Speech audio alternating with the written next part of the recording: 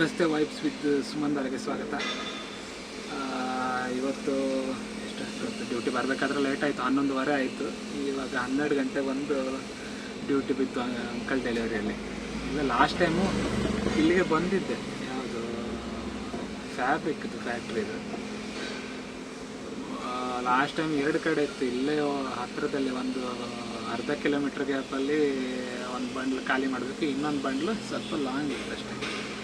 ಇವತ್ತು ಸೇಮ್ ಕಡೆ ಬಿದ್ದಿದೆ ಬಾಡಿಗೆ, ಬಟ್ ಬಂದು ನಿಂತ್ಕೊಂಡು ಅರ್ಧ ಗಂಟೆ ಆಯಿತು, ಇನ್ನು ಲೋಡಿಂಗ್ ಆಗಿಲ್ಲ. ಇವತ್ತು ಮಾತ್ರ ಎಷ್ಟು 3 ಪಾಯಿಂಟ್ ತೋರಿಸ್ತಾ ಇದೆ.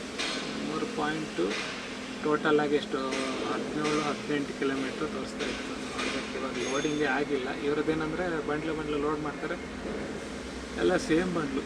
ಲಾಸ್ಟ್ ಟೈಮ್ ಒಬ್ಬರು ಬಂದಿದ್ದರು, ಯಾವ್ಯಾವ ಲೊಕೇಶನ್ಗೆ ಯಾವ್ದಾವ್ದು ಪಾರ್ಸೆಲ್ ಇಳಿಸ್ಬೇಕಂತ ಒಬ್ಬರು ಅನ್ಲೋಡ್ ಮಾಡಿ ಕೊಟ್ಟಿದ್ರು. ಲಾಸ್ಟ್ ಪಾಯಿಂಟಿಗೆ ಮಾತ್ರ ಅಲ್ಲಿ ಲೊಕೇಶನ್ಲೇ ಅನ್ಲೋಡ್ ಮಾಡ್ಕೊಂಡಿದ್ರು, ಒಂದು ಬಂಡಿ ಅಷ್ಟೇ. ಇದೇನಂದರೆ ಬೆಡ್ ಮತ್ತು ಸೋಫಾಗೆಲ್ಲ ಮೇಲ್ಗಡೆ ಬಟ್ಟೆ ಬರುತ್ತಲ್ಲ, ಅದರದ್ದು ಫ್ಯಾಕ್ಟ್ರಿ.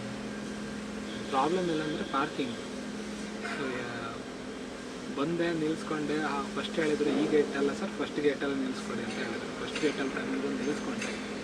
ಆಮೇಲೆ ಆ ಕಡೆ ನೋಡಿದರೆ ಅವ್ರದ್ದು ಓನರ್ದೇನೋ ಬೈಕ್ ಸ್ಕೂಟಿ ಚಾರ್ಜ್ ಹಾಕಬೇಕಂತೆ.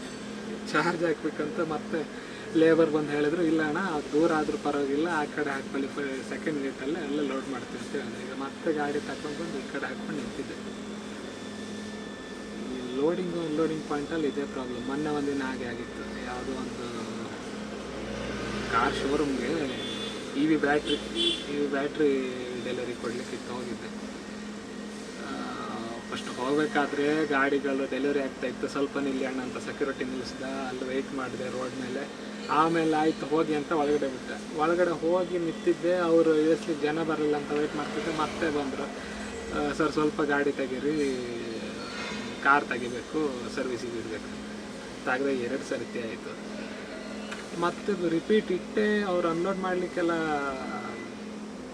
ಏನು ಅದು ಆ ಕ್ರೇನ್ ಬರುತ್ತಲ್ಲ, ಹಾಕ್ತಾಯಿದ್ರು. ಮತ್ತು ಇನ್ನೊಂದು ಗಾಡಿ ಅರ್ಜೆಂಟ್ ಡೆಲಿವರಿ ಇದೆ, ಸ್ವಲ್ಪ ಗಾಡಿ ತೆಗೀರಿ ಅಂತ.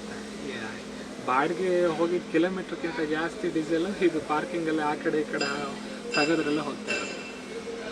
ಇವಾಗ ನೋಡಿದ್ರೆ ಈಗ 2 ಸರ್ತಿ ಆಯ್ತು ಇವಾಗ ಆ ಕಡೆ ಈ ಕಡೆ ಹಾಕಿದ್ವಿ. ಇನ್ನು ಲೋಡಿಂಗ್ ಆಗಿಲ್ಲ, ವೇಟ್ ಮಾಡ್ತಾ ಇದ್ದೆ, ನೋಡು ಎಷ್ಟೊತ್ತಾಗುತ್ತಂತ. ಅರ್ಧ ಗಂಟೆ ಮೇಲೆ ಗಾಡಿ ಏನೋ ಲೋಡ್ ಆಯಿತು. ಲೋಡಾಗಿ ಸ್ವಲ್ಪ ಒಂದು ಅರ್ಧ ಕಿಲೋಮೀಟ್ರ್ ಬಂದಿದೆ ಅಷ್ಟೇ. ಮತ್ತೆ ಓವರ್ ಹೀಟ್ ಆಗ್ತಾಯಿದೆ ಗಾಡಿ. ಮೊನ್ನೆ ಏನೋ ಓವರ್ ಹೀಟ್ ಆಗ್ತಾ ಇತ್ತು, ಖಾಲಿ ರೆಡ್ ತನಕ ಹೋಗ್ತೈತೆ, ಸಿಗ್ನಲ್ ಏನು ಬರ್ತಾ ಇಲ್ಲ, ಸೈರನ್ ಹಾಕ್ಕೊತಿದ್ದೆ. ಇವತ್ತು ಕಂಟಿನ್ಯೂಸ್ ಸೈರನ್ ಹಾಕ್ಕೊತಾ ಇತ್ತು. ಸೈಡಿಗೆ ಹಾಕಿ ಗ್ಯಾರೇಜ್ ಅವ್ರಿಗೆ ಫೋನ್ ಮಾಡಿದೆ, ಹೀಗೆ ಆಗ್ತಾ ಇತ್ತಣ್ಣ ಅಂತ ಹೇಳಿದ್ರೆ, ಅವ್ರು ಒಂದು ಸ್ವಲ್ಪ ಟ್ಯಾಂಕ್ ಚೆಕ್ ಮಾಡಿ ನೀರು ಬಿಸಿ ಆಗ್ತಿದೆ ಚೆಕ್ ಮಾಡಿ ಅಂತ ಹೇಳಿದ್ರು. ನೋಡಿದರೆ ಟ್ಯಾಂಕಲ್ಲಿ ನೀರೇ ಇದೆ.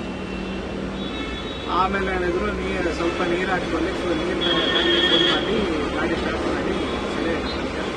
ನಾನು ಪಾರ್ಟಿ ಪಾಪ ಬೇರೆ ಗಾಡಿ ಬುಕ್ ಮಾಡ್ತಾಯಿದ್ರು, ಇಲ್ಲಣ್ಣ ಸರಿ ಆಯಿತು ಹೋಗು ಅಂತ ಹೇಳಿದೆ.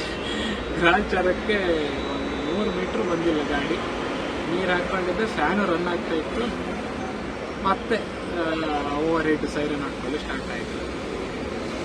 ಸಿಗ್ನಲಲ್ಲಿ ಬೇರೆ ನಿಂತಿದ್ವಿ, ಏನು ಮಾಡೋದಿಲ್ಲ. ಮತ್ತೆ ಸಿಗ್ನಲ್ ಪಾಸ್ ಮಾಡಿ ಈ ಕಡೆ ಸರ್ವಿಸ್ ರೋಡಿಗೆ ಬಂದು ಹಾಕ್ಕೊಂಡೆ. ಇವಾಗ ಅವರು ಕಸ್ಟಮರ್ ಬೇರೆ ಗಾಡಿ ಬುಕ್ ಮಾಡ್ತೆ ಅಂತ ಹೇಳಿದರು. ಗಾಡಿ ಫೋನ್ ಮಾಡಿದೆ, ಅವರು ಹುಡುಗನ ಕೇಳ್ತೆ, ಫ್ರೀ ಆಗಿದ್ರೆ ಕಳಿಸ್ತೀನಿ ಅಂತ ಹೇಳಿದ್ರು. ನೋಡಬೇಕು, ವೆಯ್ಟ್ ಮಾಡಿ.